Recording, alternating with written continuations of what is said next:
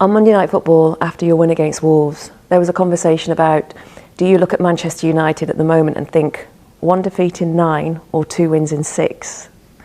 How do you look at it? I always look at the worst side, because I think it's my job. 2 wins in 6 then? Yes. But again, the most important thing, we should have more points, but we need to look why we are struggling in some games to hold the advantage, and even the way we play the game. So I just look always it's my job to look at the worst side, not the best side. Supporters will look at it though, and they'll look at the league table, and there's a real opportunity this season, as you well know, for European football. As a coach, at what point do you look at a season and reflect what can be achieved going into the second half? Because we're approaching the midway point now, aren't we? I don't know, because we have been so inconsistent sometimes that it's hard to predict something. But again, one of the good things is that we addressed, and in the summer we addressed the lack of goals, and we are scoring goals. So something we are addressing, we are improving. We need to stop suffering so many goals, because sometimes it's not so many opportunities for the opponent to score goals against us. And that is also my job, not just to look at the focus on just the results, but also what is happening on the pitch. And again, I think we could be in a different position. Has it allowed you though, because you're not in European competition this season, has it given you the time to put this right in readiness for when you do return to European competition? Yeah, I think we are going to be more prepared for European games that we were last year. And last year we were playing. So if we look in that side of things, we will be in a different situation to cope with both games during the week. But we are taking advantage of this time to train. We are working on several things. I think we need to change in some games the way we play. So we are trying to work on that, because when you go to Europe, you don't have time to work on nothing. You just have to prepare the games and to prepare the physical aspect of the players. When you talk about having that time to prepare, to get ready for something, and you preparing yourself to come to the Premier League as a coach, and learning the English language and the different accents and understanding the sense of humour, how did you do that? I don't know, that is hard. You have to experience, especially in Premier League, and when you come for Premier League, it's not just the fact of you as a manager, you are coming for the best league in the world. You come maybe for the best club, with the most attention by everyone. So it's a big gap. So you can prepare, and I've always felt when in Lisbon in the final year, I was thinking I need to leave to grow. I felt prepared, but of course when you have the experience, you are learning a lot of things that you didn't know. So I think I'm more prepared now than I was 1 year ago. Did you listen to a lot of things? And maybe I'm going down a pathway here, like podcasts, radio, that sort of thing, to articulate the language. Yeah, of course. I did that since I was sporting 3 years ago, because first of all, I had the same rules. I was not listening nothing about the Portuguese league, because I was protecting myself. And my way of doing that, I loved always Premier League. So I watch every games. I remember to listen. I think he's not famous. He's famous here, but he's not. Talk Sports, with all the accents, with Simon Jordan ranting all the time. I imagine what he says about me. So, do you listen now? No. No way. So that was one way. Every press conference of the managers, especially in the top managers, I listen in my car going home. So I try to prepare myself. But again, you need to leave everything to know how you should behave in every situation. It kind of leads me on to now asking, who was your favourite then Premier League manager at that point you were listening to? Who did you enjoy the most? To listen, I think Klopp is really funny.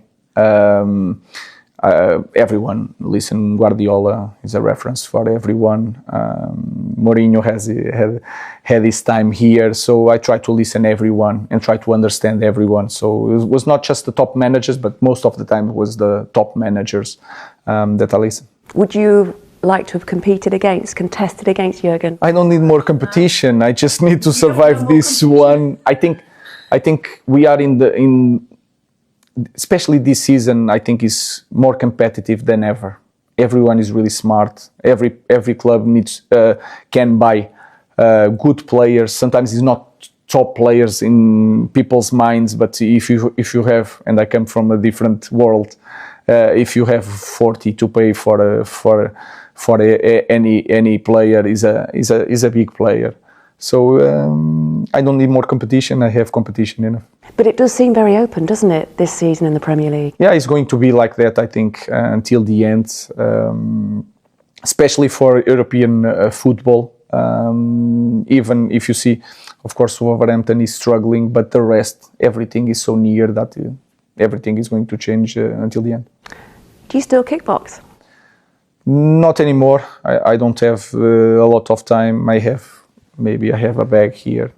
I use it 3 times, but I'm not doing in this moment. I was just thinking of the personal sacrifices as well that you would make to try and achieve something so good with Manchester United, and what managers and coaches have to sacrifice to be the very best. I think it's hard to talk in a sacrifice in my life. I have everything. I can spend time with my kids. Of course, I'm not going to have my kids for Christmas, but it's an option. So it's completely different. There are people around the world that are not spending time with their kids in Christmas because they cannot do it. But for me, it's an option. It's my option to have in this moment. But you make those decisions because you want to succeed. It's clearly, until I'm here, I'm the guy that suffers more, believe it or not, with the defeats and the draws of Manchester United. How do you handle them?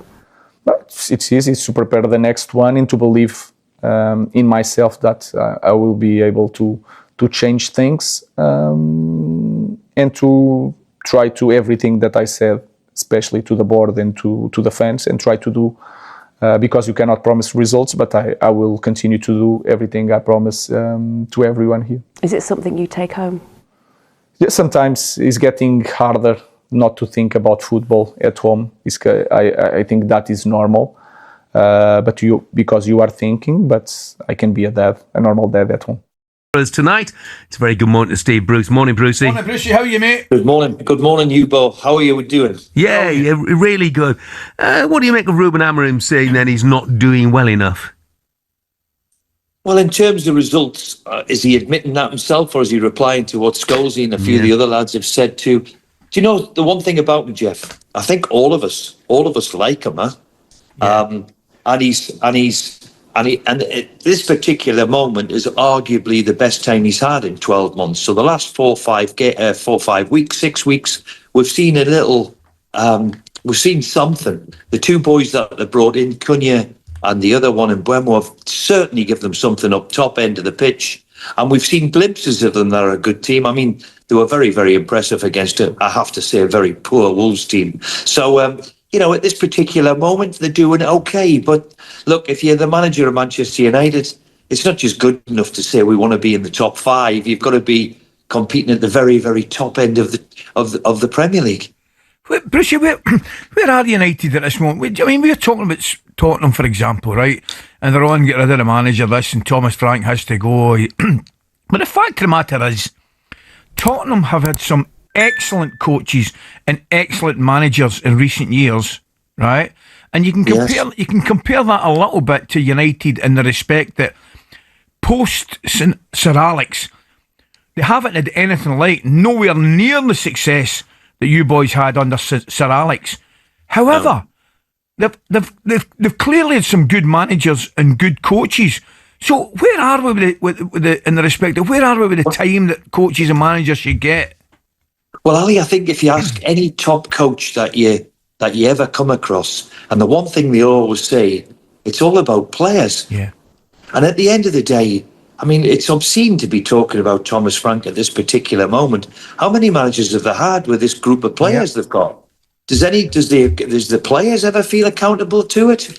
I ain't so sure it does anymore, you know. And I think that is the big frustration. I mean, certainly, if looking from the outside and looking at the top coaches of this, and you talk about Thomas Frank now not being capable of managing Spurs, which it seems a bit harsh to me because they've had good managers over the years, and the same with United. You know, Mourinho's and Van Gaal's, and I mean, nobody could have predicted that United would not be anywhere near a title race in 10 years. I mean, it's quite unbelievable. I mean, yeah, they've won FA Cups and European Cups along the way, but they've got to be competing at the top end. And maybe you have to look at I think it's all about recruitment and players at the end of the day. And give me a really good group of players, and we all know what we can aspire to manage. Because I don't think Spurs at this particular moment is a squad of players, or they're good enough. No. Yeah. There's been quite a few players in the past few days have had their say about Kobbie Mainoo, Paul Scholes, Mickey Butler, Ferdinand. I don't want to get you on Kobbie again, I know you talked about that, but as a manager, as the head coach here, how frustrating is it for you to have ex-players and pundits having their say like this? I mean, there's been previous people that have been in your seat there who have got very frustrated about ex-players here being quite vocal about what happened. I think it's I think it's normal. I think it's a fact that me as a manager of Manchester United, I think we are underachieving. We should have more points, especially this season. So I take it that naturally. Sometimes they don't have all the information, and they see Manchester United with the standards that they lived here, always winning. So it's hard for them to see their club in this situation. About Kobbie, I can speak about Kobbie every press conference. Sometimes it's harder for me to speak after the game. So it's always the same situation for me. All of them are the same. I know that for you guys there are some players that you believe a lot, and I believe a lot. But sometimes I have to make choices. We play with two midfielders in these games. We could change in the future, but Kobbie Mainoo is playing in the same position as Bruno Fernandes. And sometimes it's really hard. Sometimes it's really hard to take Bruno Fernandes out of the team, and that is the only reason. But when they speak, is it not making your job harder? Or you mentioned before that you can tune the noise out. Is what they say making your job harder? No, it's not winning. I think not winning is the issue. Of course, you can point a lot of things, and they point a lot of things that we need to improve, but the big issue is not winning. If I'm winning, I can go to the games in a horse, arrive there, playing with just two defenders, and everything will be fine. The problem is that me as a manager, I'm not doing good enough, and that is a fact also, and I can accept that. So that is the only problem for them, is that Manchester United is not winning and is not in the position that's supposed to be. Just on the ex-players, is that something that happened when you were in Lisbon as well, or have you found it to be different here, the way that the ex-players speak in the media? No, here it's completely different. We have the best league in the world, and there's a lot of things around the game, and you can every press conference I leave here and I'm going to give an interview. So it's a completely different world, and again, in sporting there is no issue because we were winning all the time. So if you are winning, there is no issue. So accolades. So I understand that. So and that's okay. Hi, Ruben. Ben's obviously been out for about 5 weeks now. We had probably a bit of a slowish start to his United career. Obviously, with Brian going away to AFCON, there's a need for a forward to step up now. Is there a chance this spell out the team might have given him a chance to kind of just reset and come back and we'll maybe see the best of him over December and January? I think it's not just Ben, but everyone.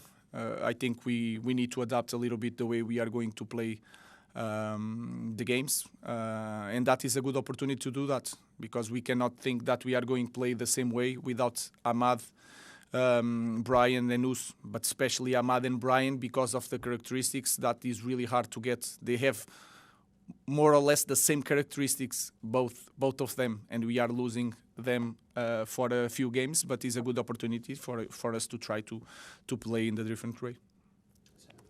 Ruben, you said earlier, in response to one of the questions, that Bournemouth have a special player. Is that Antoine Semenyo? Yes. Would you like him in your team? No, it's not. It's not that case. I think there is a lot of special players in the league. What I feel is that it's to summarize the top manager, top team. I really like the team, and the top player I think is a special player. Manchester United must play with focus and intensity to secure a win against Bournemouth. First, controlling the midfield is key. Players like Bruno Fernandes need time on the ball to create chances and dictate the game. United should also use the wide areas well, stretching Bournemouth's defense with quick wingers and overlapping fullbacks. This creates space in the box and increases scoring chances. Defensively, concentration is very important. Bournemouth are dangerous on counterattacks, so United must stay organized and avoid careless mistakes. Taking chances is another big factor. United must be clinical in front of goal. Finally, starting the game strongly and scoring early can boost confidence and put pressure on Bournemouth.